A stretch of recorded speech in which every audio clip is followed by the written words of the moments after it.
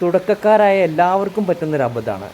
നമ്മുടെ ഫിഷിനെ നമ്മൾ വാങ്ങിക്കൊണ്ട് വന്ന് നമ്മുടെ പോണ്ടിലേക്ക് ഇറക്കി വിടുമ്പോൾ ഉണ്ടാകുന്ന പ്രശ്നങ്ങൾ. ചില ആളുകൾ നേരിട്ട് നമ്മുടെ ഫിഷിനെ അങ്ങ് ഇറക്കി വിടും.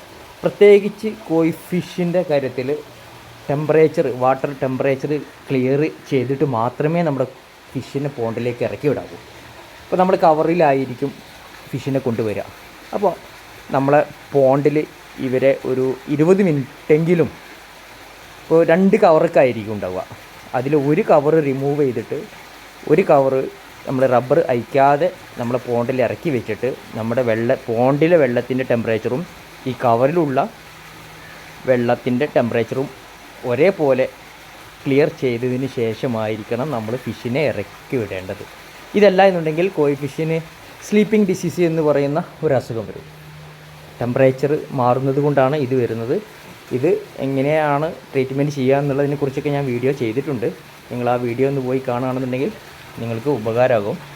കോയി ഫിഷിനെ എന്നല്ല, ഏതൊരു ഫിഷിനെയും നമ്മൾ അക്വേറിയത്തിൽ നിന്നോ നമ്മുടെ ഫാമിൽ നിന്നോ അല്ലെങ്കിൽ ഏത് ഫാമിൽ നിന്നായാലും കൊണ്ടുവരികയാണ് എന്നുണ്ടെങ്കിൽ ഇതുപോലെ നമ്മൾ ശ്രദ്ധിച്ചിട്ടായിരിക്കണം നമ്മുടെ പോണ്ടിലേക്ക് ഇറക്കേണ്ടത്.